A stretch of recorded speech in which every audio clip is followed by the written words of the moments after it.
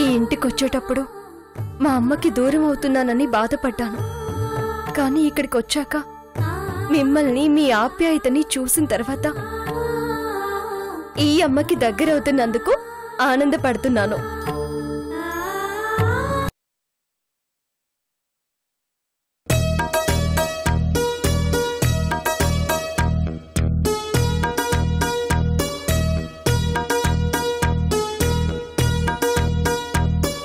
నువ్వు వస్తావని కల్లా కూడా ఊహించలేదు జానకి. మట్టిని విడిచి చెట్టు బ్రతకలేదు, కొమ్మని విడిచి పువ్వు బ్రతకలేదు. నిన్ను విడిచి నేనెలా బ్రతకగలను అనుకున్నా?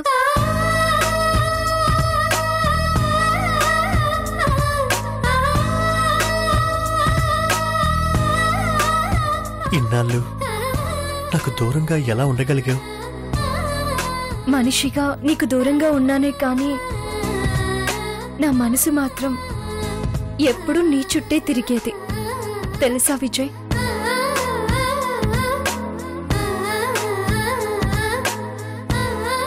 నేను మాత్రం అరకులో నీతో గడిపిన ఆ మొదటి క్షణాలన్నీ జాగ్రత్తగా నా మదిలో పదిలించేసుకొని అవే గుర్తు చేసుకుంటూ ఆనందపడుతూ ఆ ఆనందాన్నే ఊపిరిగా మార్చుకొని నేను బ్రతుకుతున్నాను జానకి.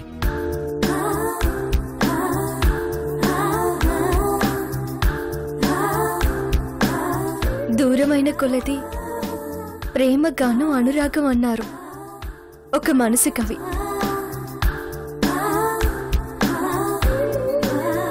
మనల్ని దూరం చేశామనుకున్నారు మన పెద్దవాళ్ళు, కానీ మన మనసులో ఒకటిగా కలుసున్నాయని వాళ్ళు తెలుసుకోలేకపోయారు విజయ్. ఒక్కటిగా ఉన్న మన మనసులు ఎప్పటికీ అలానే ఉండాలి అంటే మనము కలిసి ఉండాలి.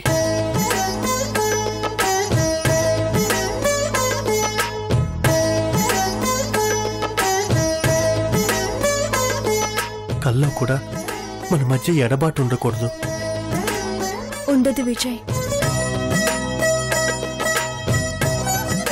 ఇక మనల్ని ఎవ్వరూ వేరు చేయలేరు. 500 కోట్లకు యజమానురాలిగా నేను ఈ ఇంట్లోకి అడుగు పెట్టానని అందరూ అనుకుంటున్నారు. నిజానికి నేను ఈ ఇంట్లో అడుగు పెట్టింది నీకు భార్యగా, ఈ ఇంటి కోడలిగా. అవును విజయ్. ఇన్నాళ్ళు ఈ ఒంటరితనాన్ని తోడు చేసుకొని కన్నీళ్లనే నా నేస్తాలు అనుకుని ఈ లైఫ్ ని నెట్టుకుంటూ వస్తున్నాను. నా భార్యగా నువ్వు ఇంట్లో అడుగు పెట్టాను అని చెప్పిన తర్వాత నాకు పెళ్ళయిందని, నాకు తోడుగా నా భార్య ఉందనే నమ్మకం కలుగుతుంది జానకి. విజయ్, ఇక నుంచి కన్నీళ్లు నీ కళ్ళు దాటి రావు. నేను ఒంటరి వాణ్ణి అనే మాట నీ పెదాలు దాటి రాదు. ఎందుకంటే నీకు తోడు నీడగా ఈ జానకి ఎప్పుడూ నీ వెంటే ఉంటుంది. జానకి, నీ నవ్వు ఈ హృదయానికి కొత్త శక్తినిచ్చింది. నీ మాటలు నాలో కొత్త ఆశలకి ఆయుష్ను పోశాయి. ఆశల్ని హరివిల్లుగా మార్చుకొని సరికొత్త పొదరిల్లులో మన కాపురాన్ని చిరునవ్వుల చిరునామాగా మార్చుకొని ముచ్చటైన జంట అంటే వీళ్లే అని నలుగురు అనుకునేలా కొత్త జీవితాన్ని ఆహ్వానిద్దాం.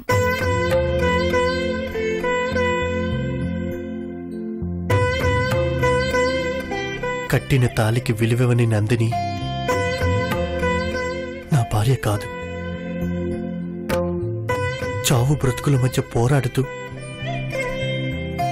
కోమాలో ఉన్న నన్ను నీ ప్రేమతో బ్రతికించుకున్నా నువ్వే నా భార్యవి.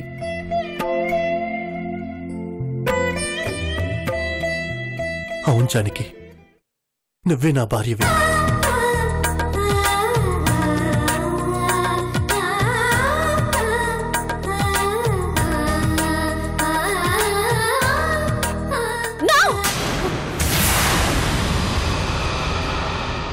జరగకూడదు.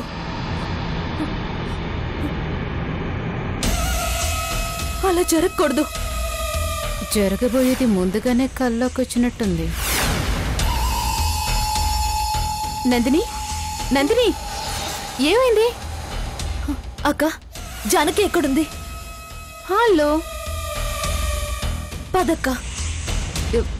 ఎక్కడికి? హాల్లోకి. ఎందుకు? చెప్తాను, ముందు పదక్క.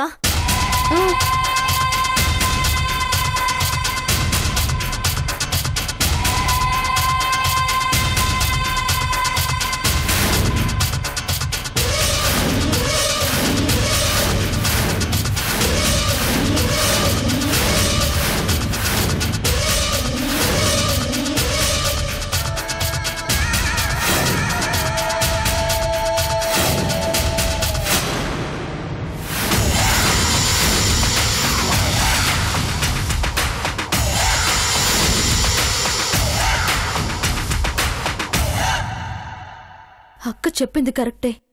జానకి శోభనం పెళ్లి కూతుర్లా రెడీ అయ్యి విజయ్ రూమ్కే వెళ్తుంది.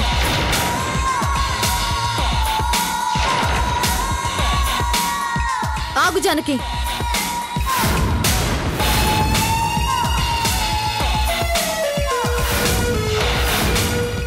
ఏంటి, ఎక్కడికి వెళ్తున్నావు?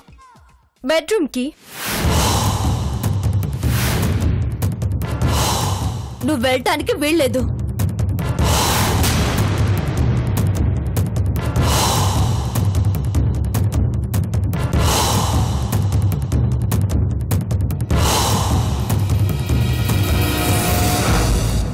నన్ను బెడ్రూమ్లోకి వెళ్ళొద్దనడానికి నువ్వెవరు?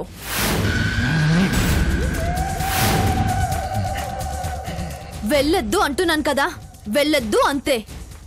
నేను వెళతాను అంతే. చెప్తే అర్థం కాదా? ఇది అర్థాలు తెలుసుకునే టైమేం కాదు, నిద్రపోయే టైం. ఆగు. విజయ్, విజయ్! వాడు నిద్రపోతుంటాడమ్మా. ఏం పర్వాలేదు, లెగుస్తాడత్తయ్యా. అయినా ఇప్పుడు వాడితో ఏం పని? పని కట్టుకుని కొంతమంది నా కళ్ళు కప్పాలని చూస్తున్నారు. అందుకని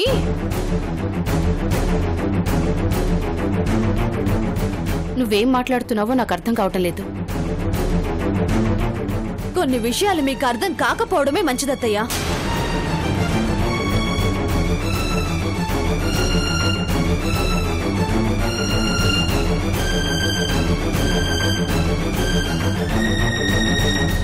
ఏంటి నందిని?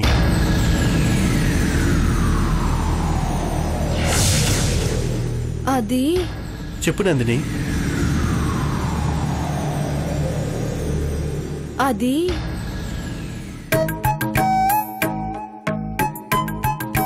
నువ్వు నేను నేను నీ ఎదురుగానే ఉన్నాను. ఏంటో చెప్పు. ఎలా చెప్పాలో తెలియటం లేదు.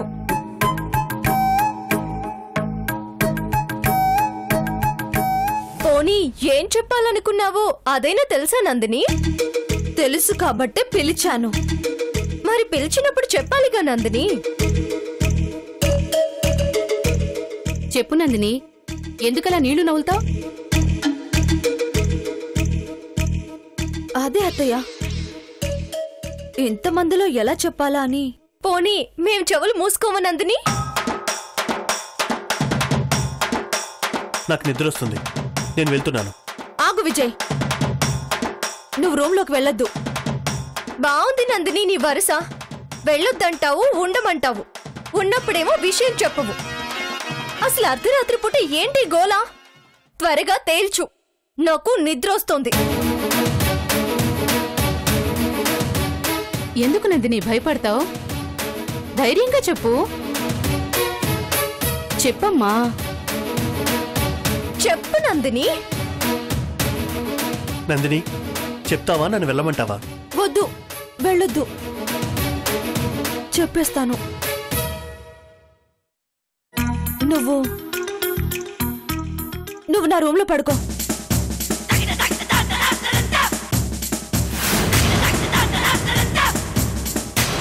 నువ్వు నా రూమ్లో పడుకుంటావా? లేదు. మరి ఇద్దరం ఒకే రూమ్లో పడుకుందాం.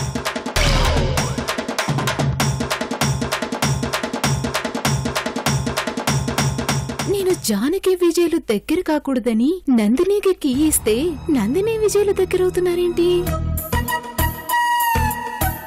ఏంటి ఆలోచిస్తున్నావు? సమాధానం చెప్పవే. ఇది కళ లేక నిజమా అని. నిజం లాంటి కళ విజయ్. నిజంగానే చెప్తున్నాను విజయ్.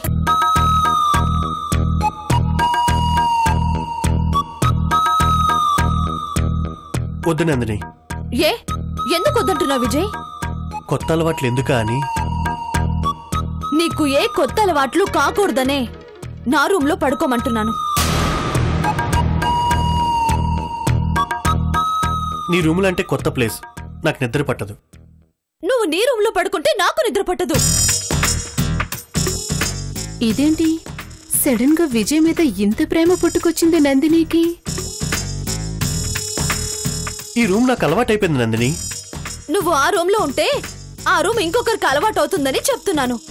నువ్వు ఏం మాట్లాడుతున్నావు, దేని గురించి మాట్లాడుతున్నావో నాకు కన్ఫ్యూజన్ గా ఉంది నందిని. నాకు మాత్రం క్లారిటీగా ఉంది. నువ్వు నా రూమ్లోకి వస్తున్నావా రావట్లేదా? ముందా చెప్పు.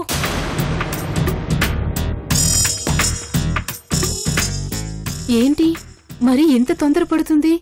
అసలు ఇవాళ నందినికి ఏమైంది? మాట్లాడవే. సారీ నందిని. విజయ్, నువ్వు నా రూమ్లోకి రాకపోతే నా బిడ్డ మీదొట్టే.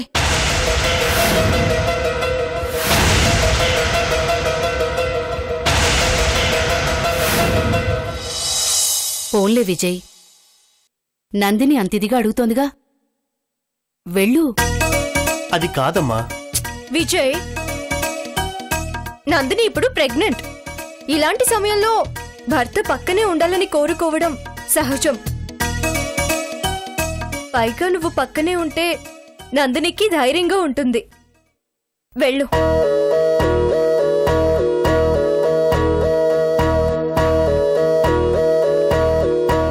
అత్తాకోడళ్ళు బ్రతిమలాడి మరీ రూంలోకి పంపిస్తున్నారేంటి?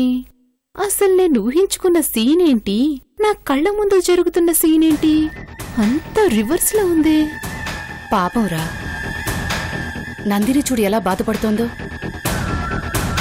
కాదనుకో.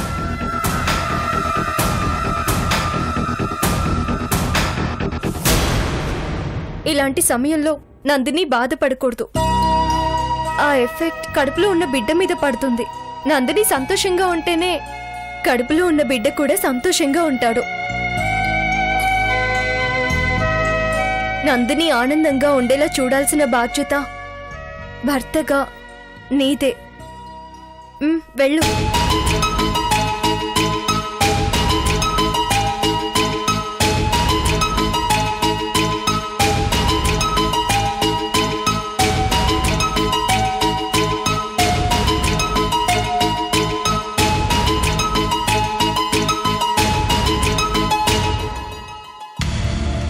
ఇప్పుడు నీకు సంతోషమే కదా నందిని, వెళ్ళమ్మా. Nandini, good night.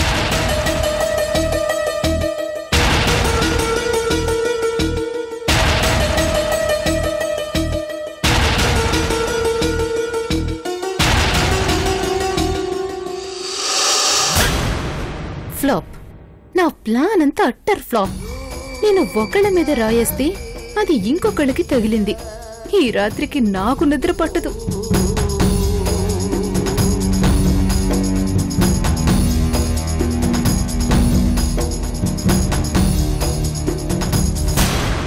అక్క, ఏంటి జానకి?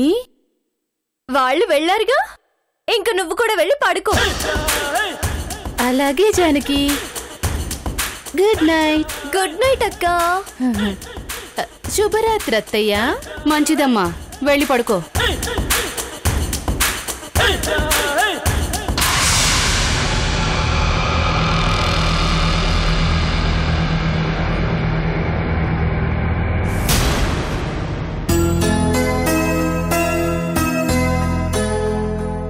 విజయ్ని దగ్గరకే రానివ్వని నందిని సడన్ గా తన రూంలో పడుకోమంటమేంటి? దానికి ఎంత పంచాయతీ పెట్టడం దీనికి?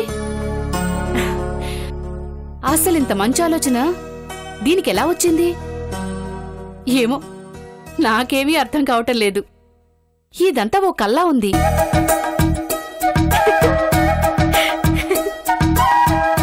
జానకి, ఎందుకు నవ్వుతున్నావు? ఏం లేదత్తయ్యా. అదేమిటో చెప్తే నేను నవ్వుతానుగా. దీనంతటికి కారణం ఎవరో తెలుసా? ఎవరు? మీరే. నేనా? మీరంటే మీరు కాదు, మీరు నా తల్లో పెట్టిన మల్లెపూలు. మల్లెపూలకి దీనికి ఏంటి సంబంధం జానకి? చెప్తానత్తయ్యా.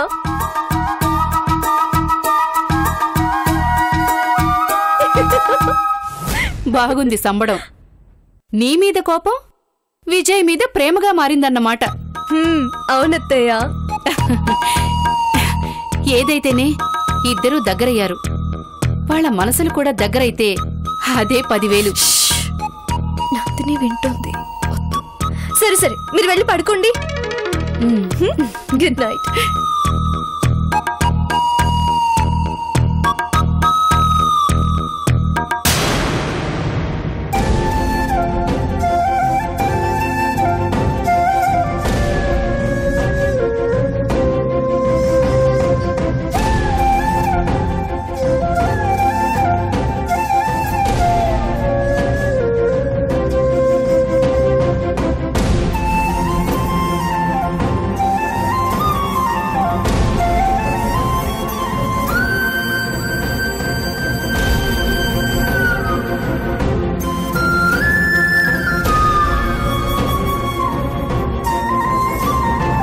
జానకి, ఒంటరిగా ఈ టైంలో ఇక్కడేం చేస్తున్నావమ్మా? అది నిద్ర పట్టక ఇలా వచ్చానత్తయ్య. నిద్ర మానేసి ఈ ఇంటి గురించి ఆలోచిస్తున్నావు కదూ? అబ్బే, అదేం కాదత్తయ్య. లేదు అని నువ్వు చెప్తున్నా. ఇంకా ఇంటి కోసం ఏదో చెయ్యాలని నీ కళ్ళు చెప్తున్నాయమ్మా.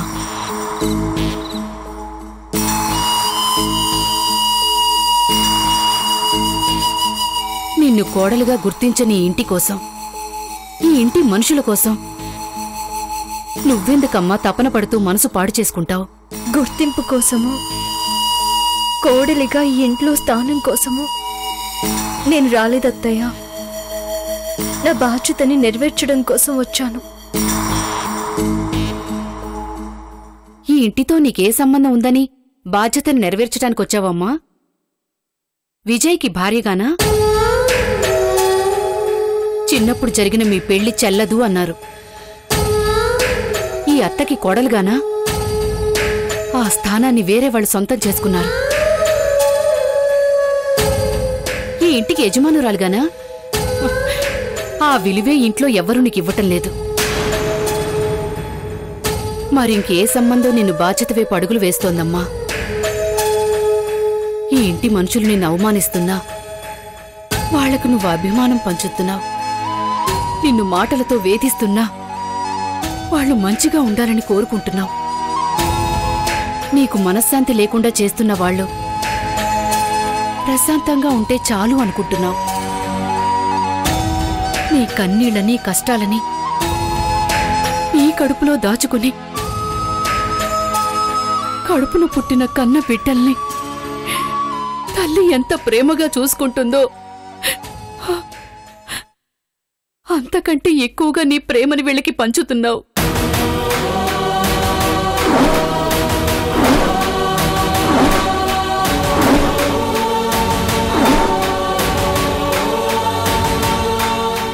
కరిగే కొవ్వొత్తిలా మంట వేడిని నువ్వు భరిస్తూ ఆ మంట వెలుగుల్ని మా అందరికీ దారి చూపిస్తున్నావు. మా కోసం ఎందుకమ్మా ఇంత త్యాగం చేస్తున్నావు? నేనిదంతా చేస్తుంది విజయ్కి భార్యగా కాదు, మీకు చిన్న కోడలిగానూ కాదు, ఈ ఇంటి యజమానిరాలిగానూ కాదు. మాట కోసం అత్తయ్య. మా నాన్నకిచ్చిన మాట కోసం.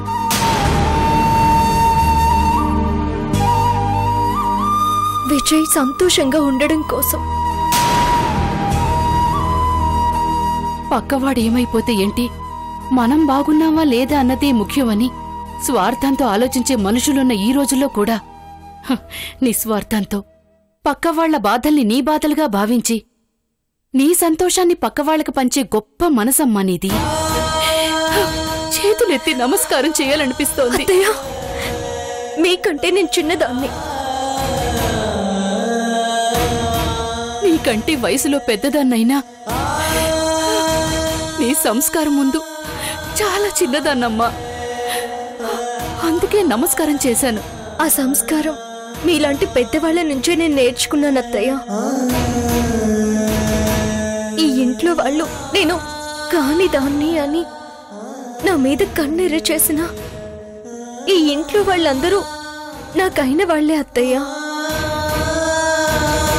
వాళ్ళ సుఖ సంతోషాల కోసం నేను ఎన్ని కష్టాలనైనా నష్టాలనైనా ఆనందంగా భరిస్తాను. ఆ విషయం తెలుస్తూనే ఉందమ్మా. విజయ్ నందినీలను దగ్గర చేయటం కోసం నువ్వు చేసే ప్రయత్నాలు, ఆ ప్రయత్నంలో నువ్వు పడుతున్న బాధలేమిటో నేను కళ్ళారా చూస్తున్నాను. తనకి ద్రోహం చేశాడన్న కోపంతో విజయ్ తన భర్త కాదు అని తాళి తీసేసిన నందినికి మళ్ళీ విజయ్ చేత అదే తాళిని మెళ్ళో కట్టించి వాళ్ళిద్దరూ భార్యాభర్తలు అని నందినికి తెలిసొచ్చేలా చేశావు.